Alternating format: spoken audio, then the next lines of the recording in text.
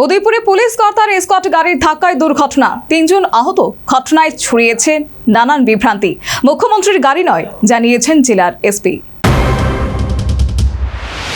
উদয়পুরের সোনামুড়া চৌমুহনী এলাকায় এক পুলিশ কর্তার এসকর্ট গাড়ির ধাক্কায় ৩ জন আহত হয়েছেন। ঘটনার পর এলাকায় চাঞ্চল্য ছড়িয়ে পড়ে। আহতদের দ্রুত উদ্ধার করে স্থানীয় হাসপাতালে পাঠানো হয় বলে জানা গেছে। আমি শূন্য তাড়াতাড়ি আইছি, দেখি বাড়িতে ফেলাই দিছে।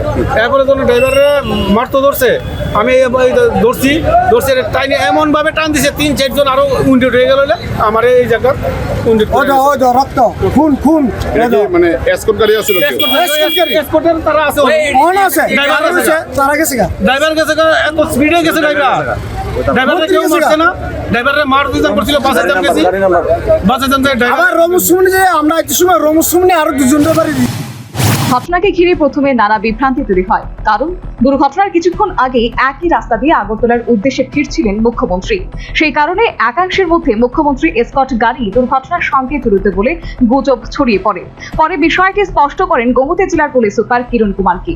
তিনি জানান, এই দুর্ঘটনার সঙ্গে মুখ্যমন্ত্রী এসকর্ট গাড়ির কোনো সম্পর্ক নেই। অন্য একটি পুলিশ কর্তার এসকর্ট গাড়ির ঘটনাটির সঙ্গে জড়িত রয়েছে।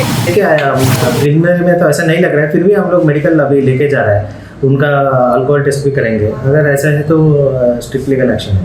सर मतलब सीएम के साथ जो ऑफिसर आए उनके साथ आने वाला कोई एस्कॉर्ट सीएम सर का गाड़ी ऑलरेडी आगे चले गए थे। सीएम का नहीं है? नहीं सीएम सर का बाद में नहीं था। बाद में पीछे कुछ पीछे जो ऑफिसर था उसका गाड़ी था ना, उसका एक एस्कॉर्ट था। अच्छा। तो वो कौन सा ऑफिसर है, मैं अभी थोड़ा इंक्वायरी में बाद हम आपको क्लियर करेंगे। তবে কোন পুলিশ আধিকারিকের এসকর্ট গাড়ি দুর্ঘটনায় যুক্ত তা প্রকাশ করা জরুরি বলে মত স্থানীয় মহলের। ঘটনায় তদন্ত ও দায় নির্ধারণের দাবি উঠেছে। সর্বোপরি ঘটনায় ব্যাপক চাঞ্চল্য তৈরি হয়েছে। Bureau report, news vanguard.